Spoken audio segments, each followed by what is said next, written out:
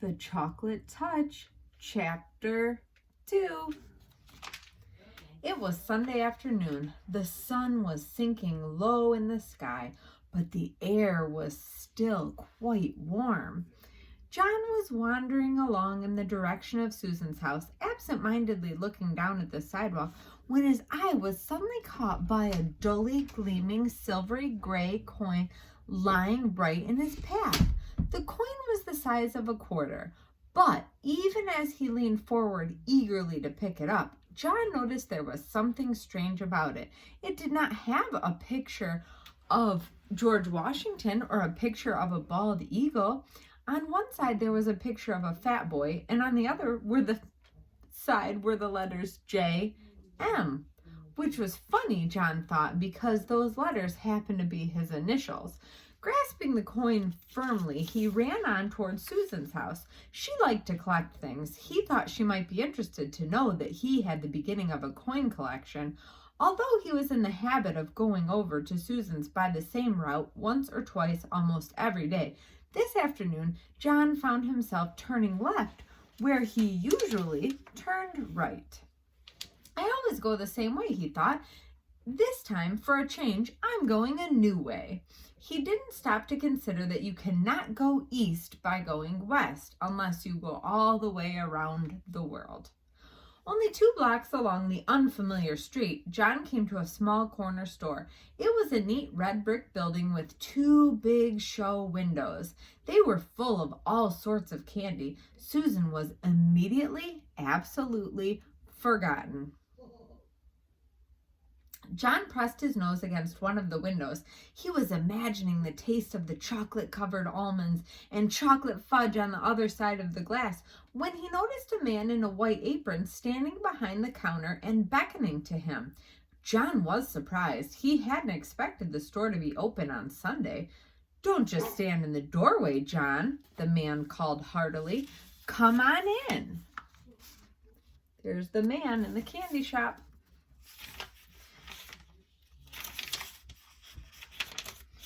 "And get some fresh, sweet, creamy chocolate. There's a special sale today." How did the man know his name? John wondered. He couldn't remember ever seeing this store before. The storekeeper saw John hesitate. "The chocolate I use in my kitchen comes direct from the heart of Africa," he said. "I use none but the finest ingredients, and my recipes, well, I bet you've never had chocolate like mine before.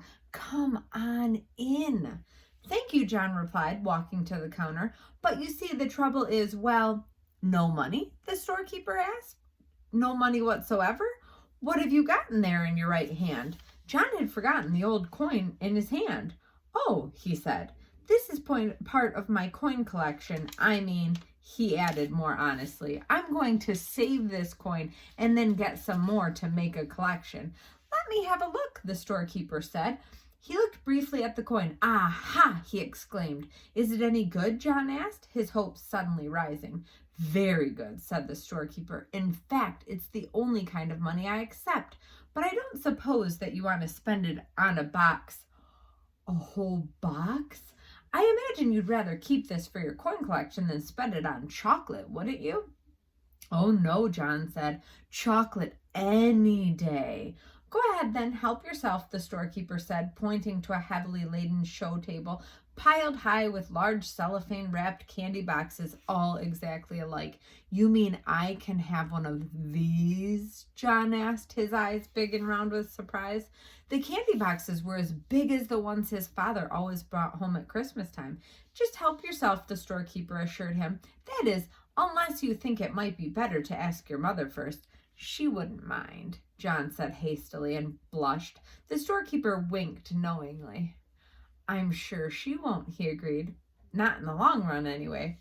John tucked one of the large boxes under his arm, declined the storekeeper's offer to wrap it as a gift, thanked him, and hurried out of the store before he could get any question of anyone's changing his mind. The storekeeper smiled as he watched his customer hurrying down the street. John decided that it might be sensible to enter his house quietly by way of the kitchen. With the large candy box hidden behind him, he let himself in by the back door and crept up the kitchen stairway on tiptoe toward his own room on the top floor. Just as he was about to round the corner on the second floor to continue his way upstairs, he had to stop for a moment while his father walked by, coming along the hall from the bedroom telephone. There was Mrs. Buttercup on the phone, Mr. Midas called to Mrs. Midas as he walked down to the front stairs. She said she was sorry John hadn't been able to go over and play with Susan this afternoon, but it was a good in a way, she thought, because Susan's already excited about her birthday party tomorrow. I wonder where John can have got to. As soon as the second floor was quiet again, and John knew there was no danger that his candy box would be seen, he hurried silently up to his bedroom, pushed open the door, and slid the box under the bed. Then he walked heavily down to the living room. Well, there you are, said Mrs. Midas. We couldn't imagine where you have been. What have you been doing? Oh, just sort of playing around, John said. John usually took the long time to put his things away and undress and bathe and get ready for bed, for he thought sleeping was a waste of time. But this evening he started yawning long before his usual bedtime. Oh, sleepy, John announced. All right, said Mrs. Midas, you'd better get to bed. Time for your tonic. John's tonic came in a bottle. It had been prescribed by Dr. Cranium. John had to drink a big spoonful every night to make up for all the vegetables and fruit that he left on his plate at lunch and dinner. The tonic tasted like soap, mud, glue, ink, and paint. It tasted horrible. Much to Mrs. Midas's surprise, John ran ahead of her to the dining room cupboard where the tonic and the tonic spoon were kept. By the time she got there, he had already filled the spoon. Then, without any coaxing, he emptied it into his mouth. Ugh, John spluttered. Oof! That's a very good boy, Mrs. Midas said. Now, why can't you be sensible and eat your dinner nice that way? If you'd only stop eating so much candy, you'd be able to eat your meals properly and you wouldn't need to take the tonic. Soon, John was scrubbed and in his pajamas and in bed, ready to be tucked in for the night. Mrs. Midas sat on the bed and stroked his forehead for a moment. Then she leaned forward and kissed his cheek. John, pretending that he was very sleepy, shut his eyes and began breathing deeply. When Mrs. Midas rejoined Mr. Midas in the living room, she said, I've never known John to be so good about going to bed before. He went to sleep in no time. Why do you think John is falling asleep so quickly? A few seconds after the bedroom door had closed behind his mother, John leaped to the floor, got down on his hands and knees, and felt under the bed for the candy box. He soon had it on the pillow and set to work unfastening it.